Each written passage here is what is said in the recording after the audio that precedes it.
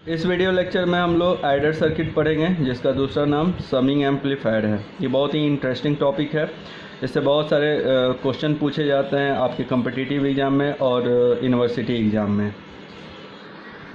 Basically ये जो circuit होता है ये इसका काम होता है अप्लाइड इनपुट सिग्नल को ऐड करना, इसलिए इसका नाम एडर पड़ा है या समिंग एम्पलीफायर पड़ा है। जो भी आप 2 या 3 इनपुट सिग्नल अप्लाई करोगे उसको ये ऐड कर देता है। ठीक है, तो उसी के बदले मैंने एक स्टेटमेंट भी लिखा है यहाँ पे, it is an open circuit whose output is the sum of 2 और मोर इनपुट सिग्नल।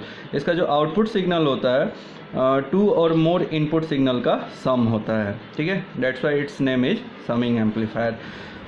नेक्स्ट पॉइंट लिखा है, this circuit can be use to add AC और डीसी सिग्नल। बहुत ही इंपॉर्टेंट बात है, ये जो सर्किट होता है एसी सिग्नल और डीसी सिग्नल दोनों को ऐड करता है। यही तो इसका खासियत है।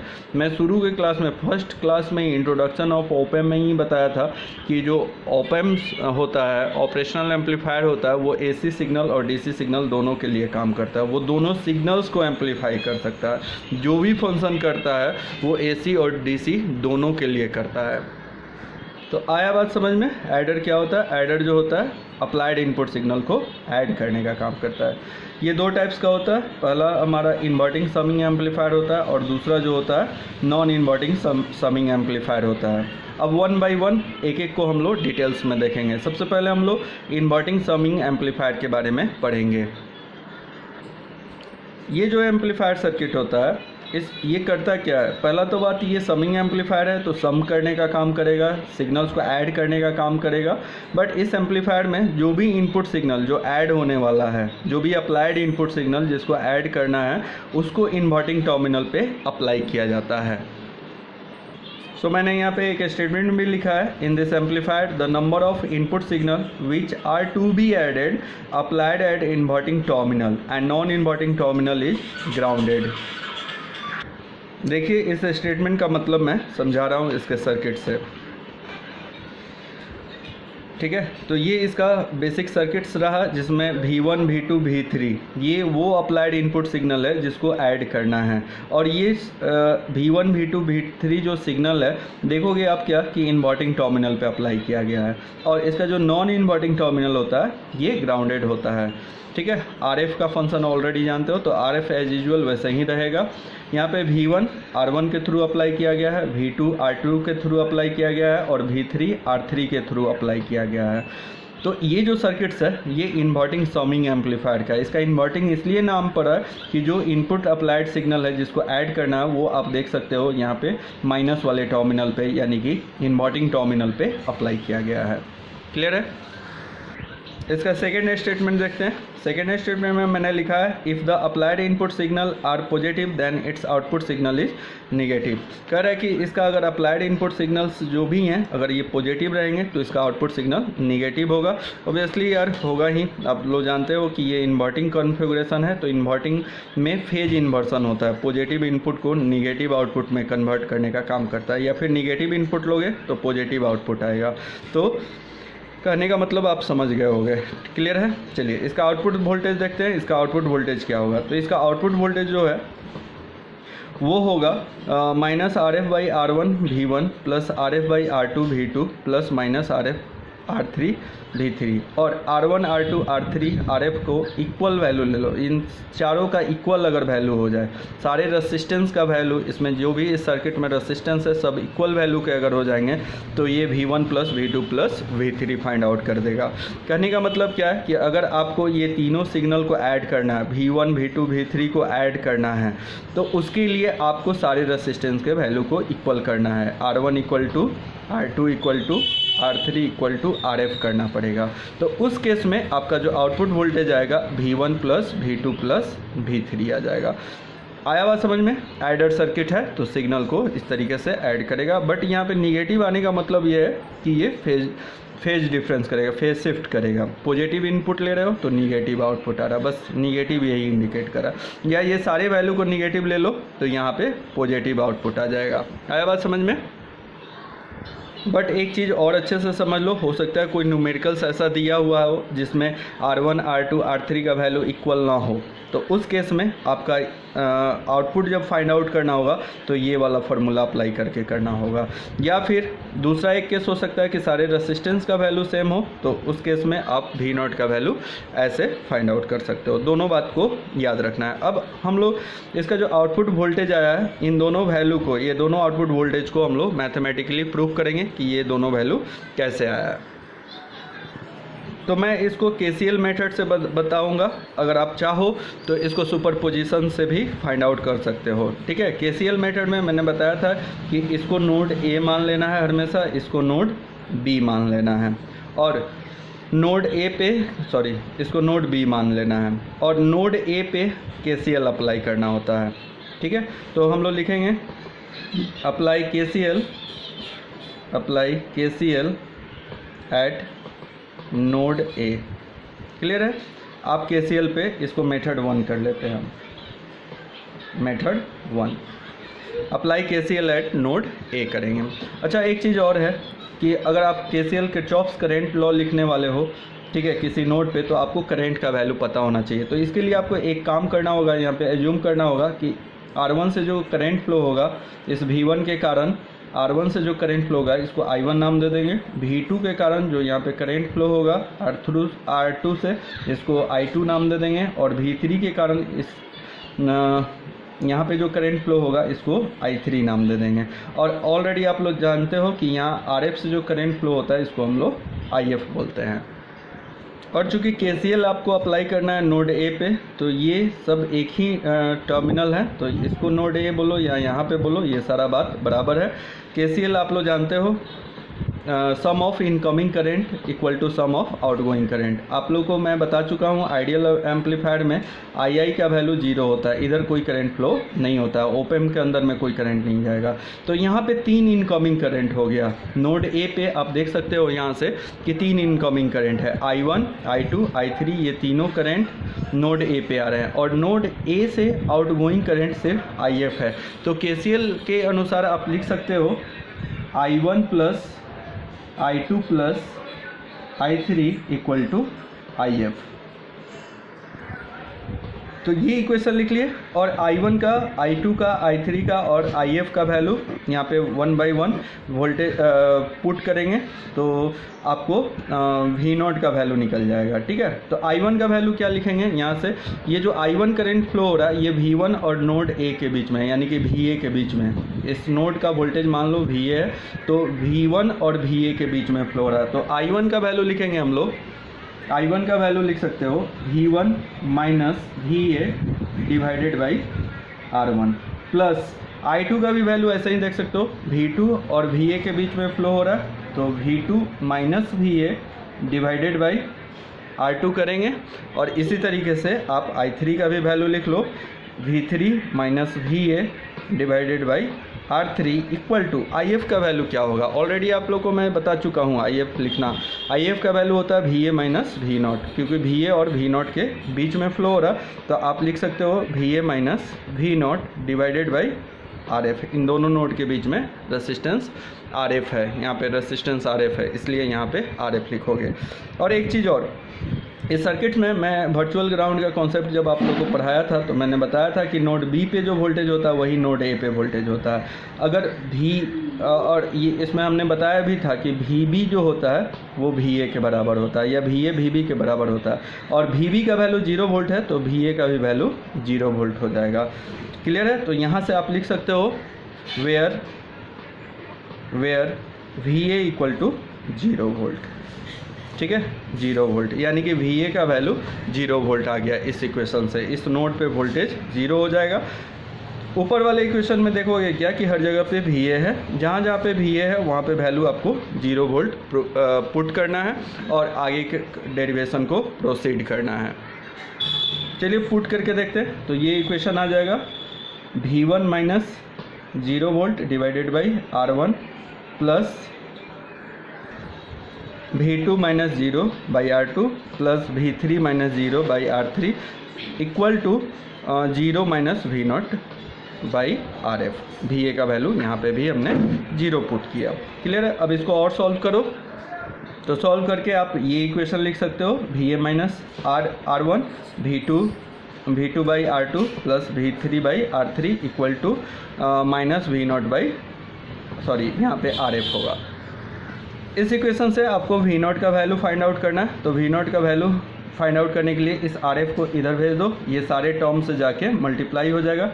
जब RF पहले वाले इस टर्म से मल्टीप्लाई होगा तो यहाँ पे आएगा RF by R1 into V1 plus फिर RF को इधर भेजोगे तो RF by R2 into V2 तो रहेगा ही, प्लस इसको इस टर्म से RF को इस टर्म से मल्टीप्लाई करोगे तो RF by R3 into V3 equal to minus V0। इस माइनस को इधर भेज दो तो ये सारा का सारा टर्म माइनस में आ जाएगा। RF by R1 V1 minus RF by R2 V2 minus RF by R3 V3 equal to V0। इसको अरेंज करके लिख लेते हैं। V0 इक्वल टू लिख लेंगे, माइनस कॉमन ले लेते हैं, ठीक है, या फिर सबको माइनस के टर्म में ही रहने दो, कोई दिक्कत नहीं है। तो इसको लिख सकते हो minus RF by R1 V1 plus minus RF by R2 V2 plus minus RF by R3 V3। Clear है? यही वैल्यू हम लोग को प्रूव करना था। इस तरीके से इस वैल्यू को हम लोग फाइंड आउट कर लेंगे।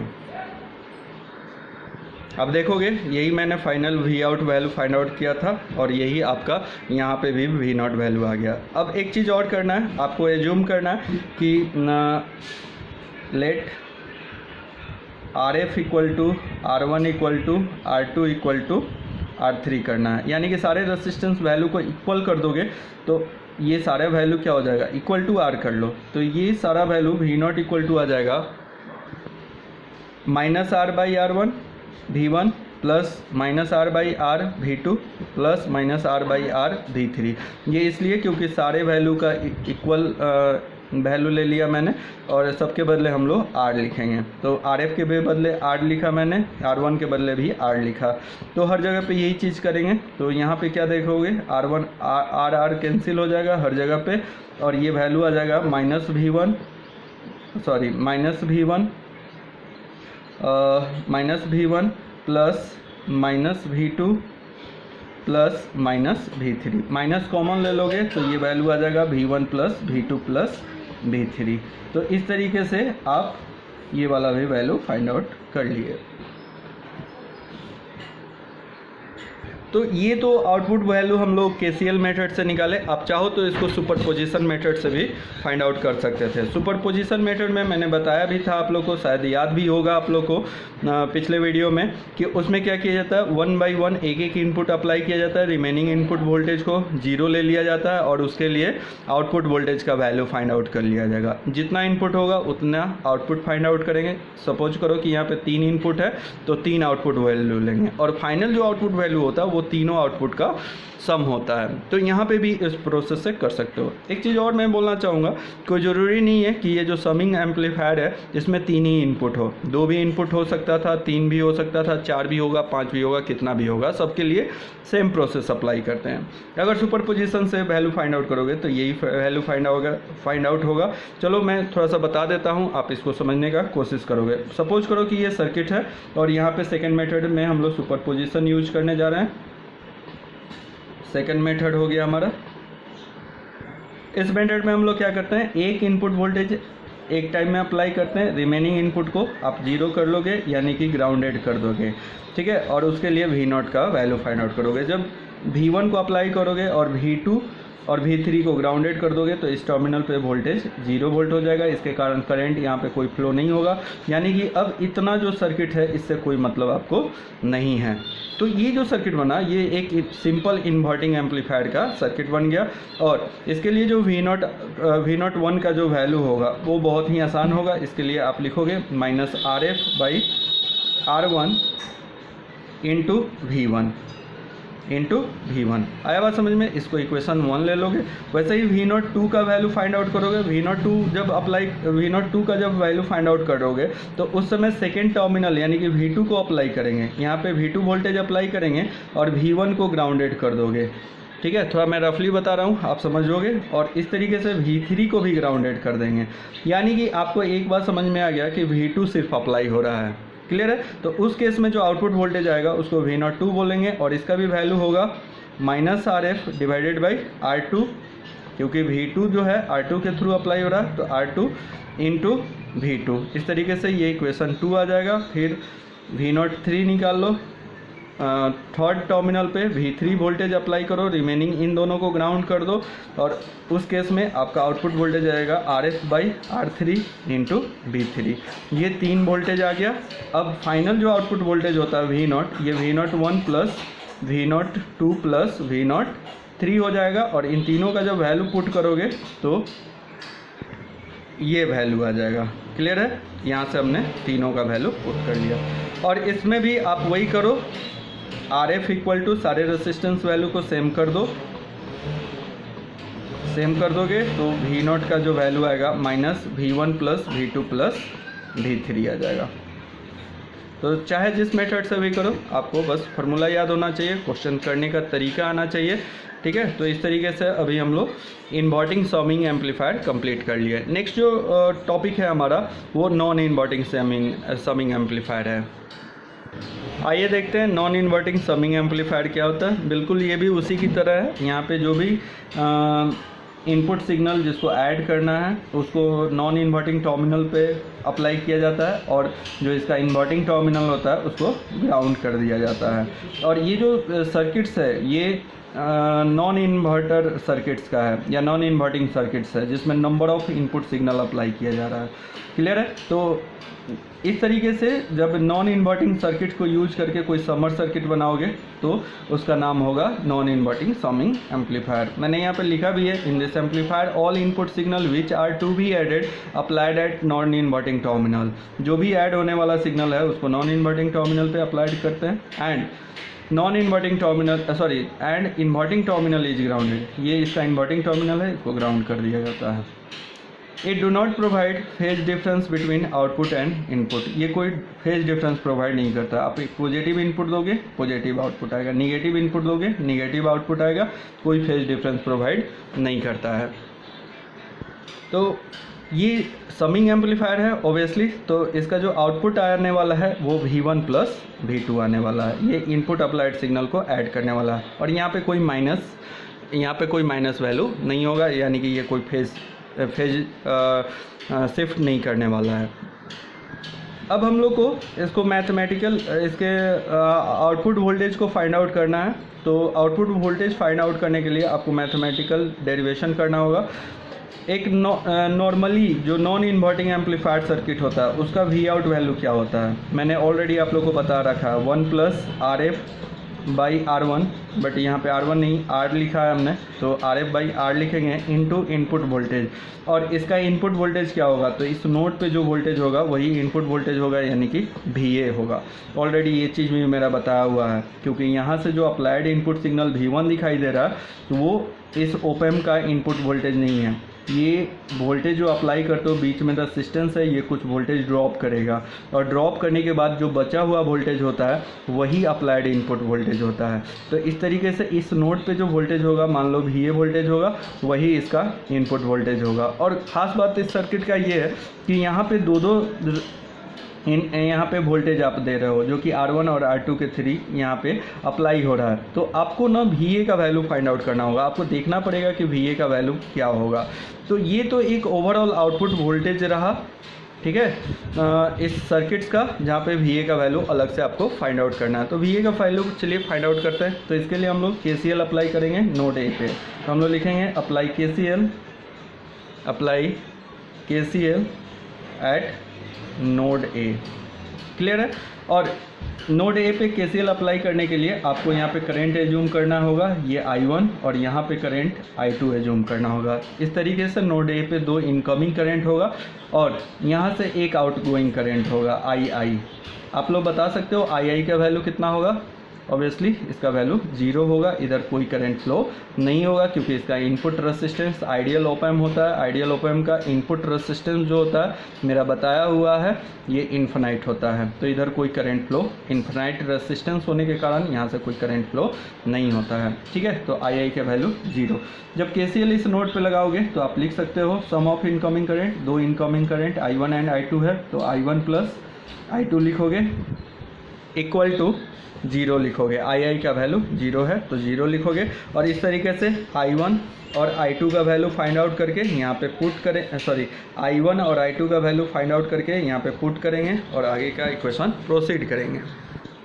यहाँ से I1 का वैल्यू होगा, देखोगे इस सर्किट का हेल्प ले लो, I1 का वैल्यू होगा, ये I वैल्यू फ्लो हो रहा है V1 और VA के बीच में, दो वोल्टेज डिफरेंस के बीच में फ्लो हो रहा है। ठीक है, तो I1 का वैल्यू लिखोगे, इस I1 का वैल्यू लिखोगे, सर्किट को भी ध्यान रखोगे, V1 minus VA divided by R1 plus I2 का वैल्यू लिखोगे, I2 V2 और VA के बीच में फ्लो हो रहा है, तो लिखोगे V2 minus VA by R2 equal to, clear है, ये 0 का वैल्यू लिखना है। 0 करंट का तो कुछ वैल्यू नहीं होगा तो इसको 0 ही रहने दो। अब यहाँ से आपका काम आसान हो गया, इसको दो पार्ट में तोड़ दो इस इक्वेशन को, तो ये इक्वेशन बन जाएगा, देखोगे ध्यान से, V1 minus V1 by R1 VA by R1 minus VA by R1 plus इसको जब तोड़ोगे तो ये आ जाएगा V2 by R2 minus VA by R2 equal to 0। यहाँ पे दो VA का टर्म आ गया, इसको राइट हैंड साइड ले लो, तो राइट हैंड साइड भेजोगे तो ये इक्वेशन आ जाएगा V1 by R1 plus V2 by R2, ये V2 बाई R2 रहा, VA वाले टर्म को उधर भेजोगे तो ये आ जाएगा VA बाई R1, चूँकि ये माइनस में था इधर आके प्लस में हो जाएगा, ये भी माइनस में है तो इधर आके प्लस में हो जाएगा VA बाई R2।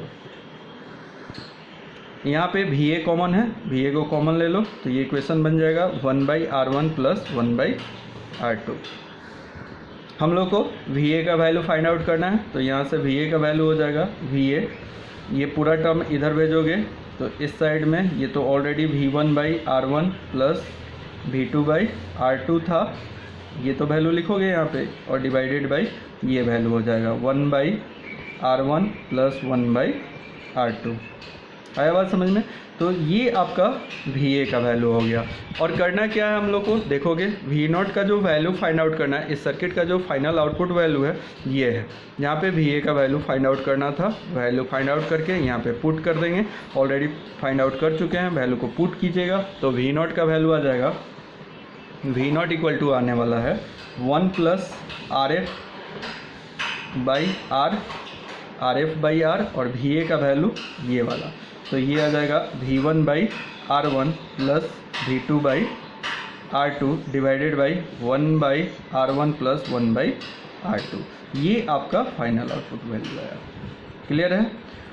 एक चीज़ मैं बोलना चाहूँगा, ये जो आउटपुट वैल्यू आया ये उस केस के लिए आया जब सारा रेजिस्टेंस वैल्यू डिफ़र कर रहा है। लेकिन अगर मान लो आपको फाइनल वैल्यू V0 का वैल्यू V1 प्लस V2 लाना है तो उसके लिए सारे रेजिस्टेंस को इक्वल करना पड़ेगा। तो एक कंडीशन है, लेट यहाँ पर लिख लो RF equal to R equal to R1 equal to R2, और इस इक्वेशन में जितने भी रेजिस्टेंस है सबका वैल्यू इक्वल कर दो, सबके बदले R लिख लो, RF के बदले भी R लिखो, R1 के भी बदले R लिखो, R2 के भी बदले R, सबके वैल्यू के बदले R लिख लो। तो ये इक्वेशन बन जाएगा 1 plus R by R into V1 by R plus V2 by R divided by 1 by R plus 1 by R। इस तरीके से ये कट जाएगा तो ये हो जाएगा 2 इंटू, इसको एलसीएम लेकर जोड़ोगे तो ये आ जाएगा R V1 plus V2 divided by, इसको जब जोड़ोगे तो ये आ जाएगा 2 बाई R एलसीएम लोगे तो 1 प्लस 1 होगा ना। चलो ठीक है, पूरा डिटेल्स में मैं बता रहा हूँ। तो ये इस इक्वेशन को सॉल्व करो, जब इक्वेशन को सॉल्व करोगे तो 2 into V1 plus V2 divided by R और ये वाला टर्म ऊपर जाएगा तो आ जाएगा r/2। इस तरीके से r कैंसिल हो जाएगा, 2 कैंसिल हो जाएगा और फाइनल यहाँ पे V0 का जो वैल्यू देखोगे ये आ गया V1 + V2। तो यही आपका फाइनल इस सर्किट का आ गया और आउटपुट। ठीक है, अब यहाँ पे एक चीज़ मैं और बता दूँ कि आप 2 इनपुट वोल्टेज लिए हो, आप हो सकता था कि यहाँ पे 3 या 4 इनपुट वोल्टेज होता, तो सब में यही प्रोसेस करते हैं, V1 का वैल्यू निकालते हैं KCL लगा के, और फाइनल ये जो आउटपुट वोल्टेज होता है वहाँ पे VA का वैल्यू फाइंड आउट करते, इस तरीके से आ जाता। अगर सारा रेसिस्टेंस सेम रहा, फिर से मैं बता रहा हूँ, अगर सारा रेसिस्टेंस सेम रहा तो इतना करने का ज़रूरत नहीं है, simply V1 + V2 + V3 + V4 जितना भी वोल्टेज है, अप्लाइड वोल्टेज है, सबको ऐड कर लेते हैं। चलिए ठीक है, नेक्स्ट वीडियो में मैं इसका कुछ न्यूमेरिकल्स करा दूँगा। तो हमारा समिंग एम्पलीफायर कंप्लीट हो गया, उसका दोनों टाइप हम लोग यहाँ पे कंप्लीट कर लिए हैं।